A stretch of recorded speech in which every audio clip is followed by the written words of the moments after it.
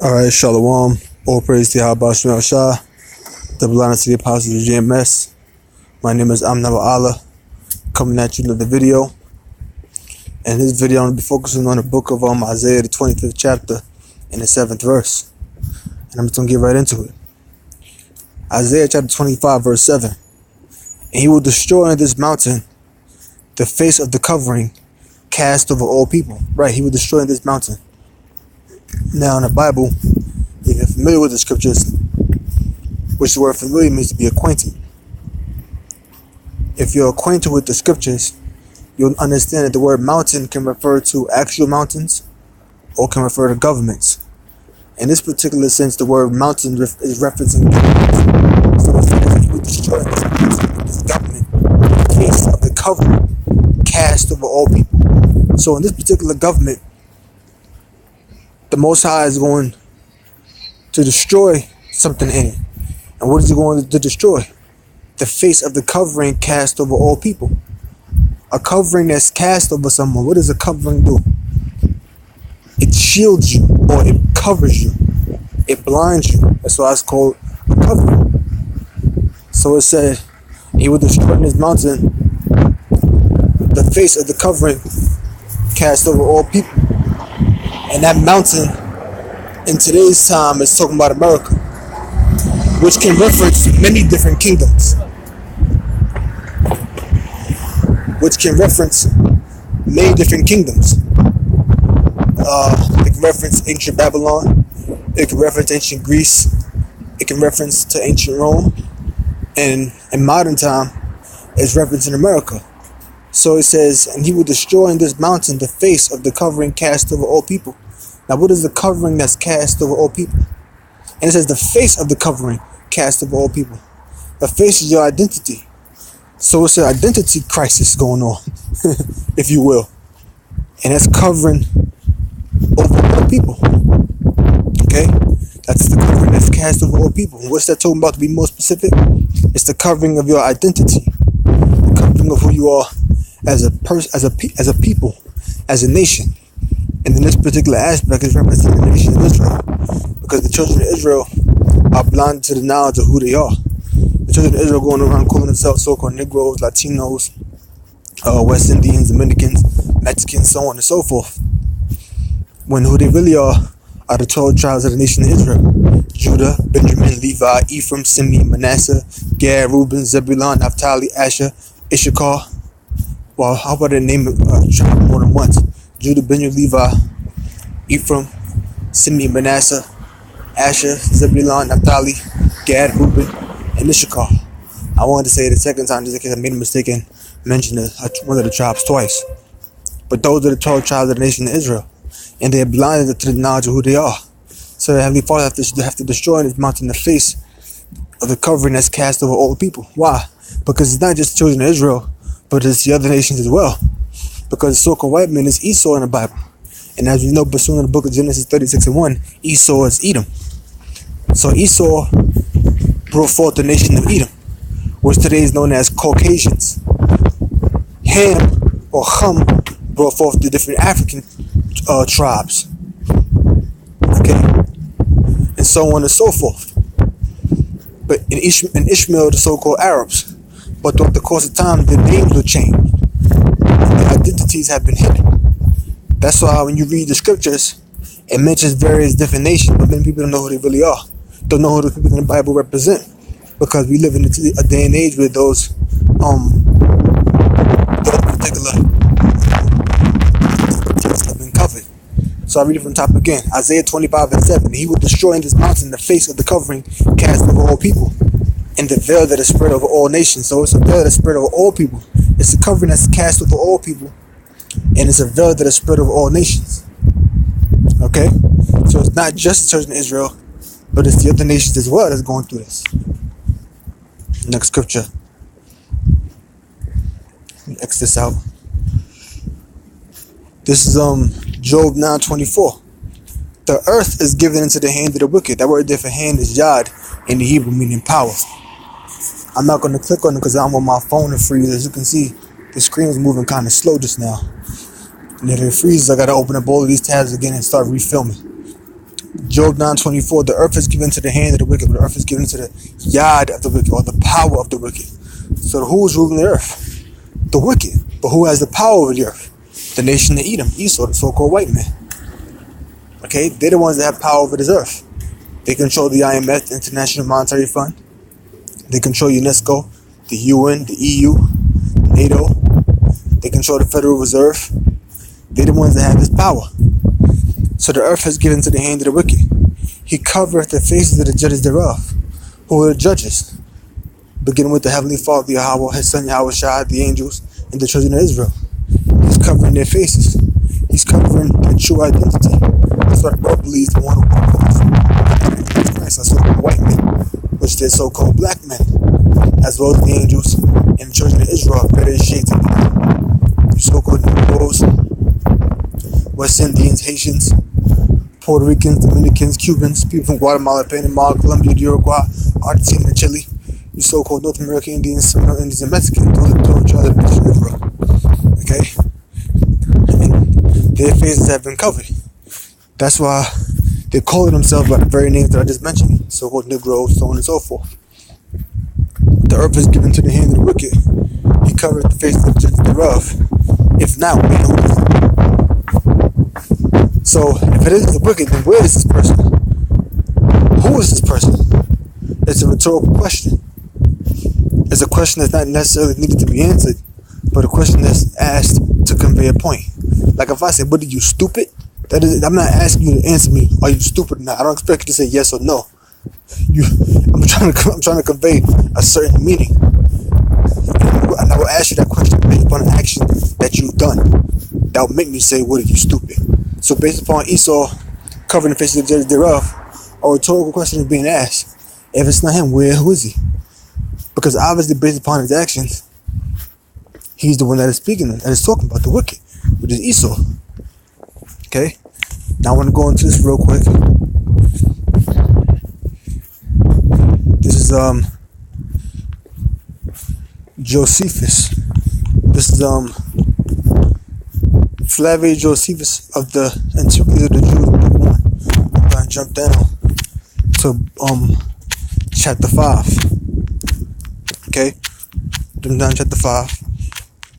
Bear with me.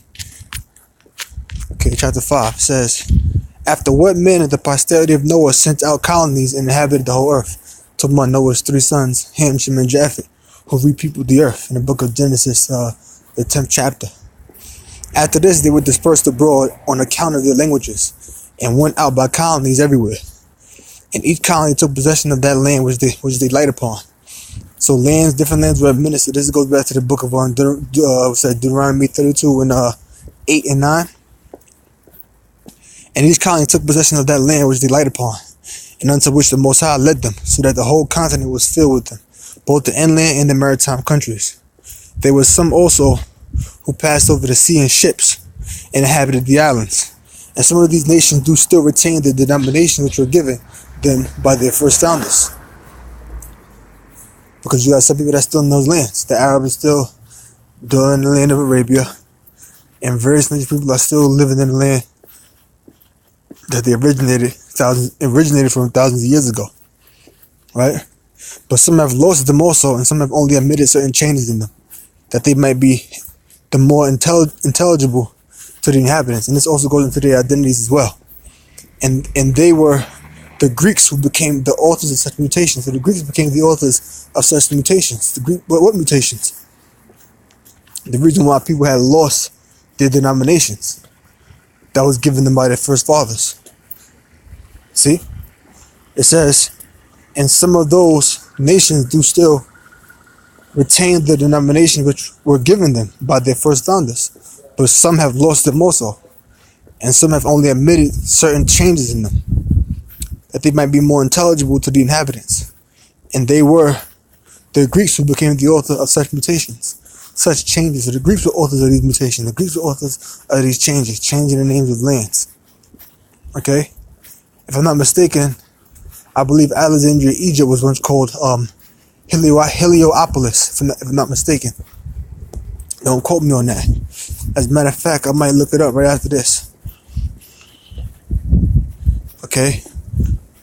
For when and after ages they grew potent, meaning grew powerful, they claimed to themselves the glory of antiquity, giving names to the nation which sounded well in Greek, that they might be better understood among themselves, and setting agreeable forms of government over them, as if they were people derived from themselves. So they changed the names of the lands and people as well. We're going to go into that. And they set agreeable forms of government over them, governments that agree with Greek customs and practices and traditions, as if they were a people derived from themselves, as if they were the ones that derived from that land. That's the reason why ancient Egypt, and one time you had that Ptolemaic line ruling in ancient Egypt, okay, which is Ptolemies as well, or Edomites, okay. Let me get something for you real quick. Psalms chapter 49 verse 11.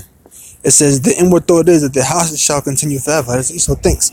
He thinks that his houses or his posterity or his rulership will continue forever, and their dwelling places to all generations. They call their lands after their own name, right? They call their lands after their own name. They conquer land and they rename the land after themselves. Like America is named after what? Amerigo Vespucci. Columbia is named after what? Christopher Columbus. Columbus, Ohio, the District of Columbia. Okay? Africa's named after who? Leo Scipios Africanus. Okay? History says that that's what Africa is named after, which further proves my point. To the spirit of Yahweh Shem Shah. This is 2 Maccabees 6:1 on down.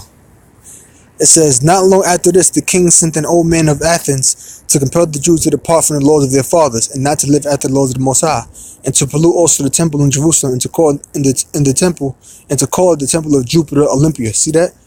Pollute the temple of Jerusalem, and call the temple of Jupiter Olympius, and that in garrison of Jupiter, the defender of strangers, as they did desire that dwelt in the place.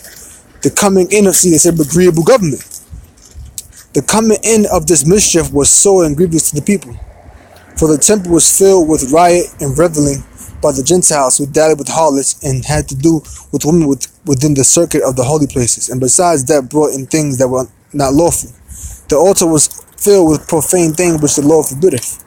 Neither was it lawful for a man to keep the Sabbath days or ancient feasts, or to protest himself at all to be a Jew. So it was unlawful for you to call yourself a Jew.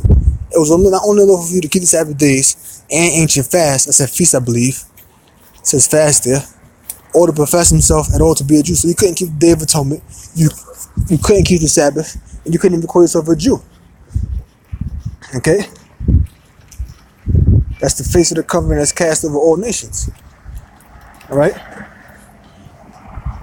I go back to Job 9:20, Isaiah 25:7. In Job 9:24, it covered the faces of the judges thereof. Alright, let's go to the last page I'm going to go to. It says descriptions of ancient Egyptians by others. To further go into how the Greeks changed the names, the face of the covering cast of all people. Ancient Greco-Roman descriptions of Egyptians. Egyptians had a medium tone. That's what it says here. Egyptians had a medium tone. Manilius Astronomica. Was written by a man named, Manilius was, they say his name is more likely Marcus Manilius, who wrote something called the Astronomicon. And this is here the term Ethiopians, Greek burnt face, denoting very dark skin, refers to Africans inhabiting the latitude south of Egypt. Okay? The term Ethiopian, in that it was a broad category encompassing diverse ethnic groups of tropical Africa, was similar to a modern-day racial designation and thoroughly corresponded to what earlier anthropologists would have called Negro. Yet classical writers, as exemplified by Manilius's quote above, clearly differentiate the Egyptians from Ethiopians. Alright, that's the main point I want to get to. You know, and give you some real quick. We've got Marcus Manilius, real quick. Marcus Manilius, 1st century AD, was a Roman poet, astrologer, and author of a poem in 5 books called Astronomica. So he's the author of 5 books author of a poem in 5 books called Astronomica. And read a little bit about him. So the author of Astronomica is neither quoted nor mentioned by any ancient writer. Even his name was uncertain, but it was probably Marcus Manilius. In the earlier books, the author is anonymous. The later gave Manilius, Malleus.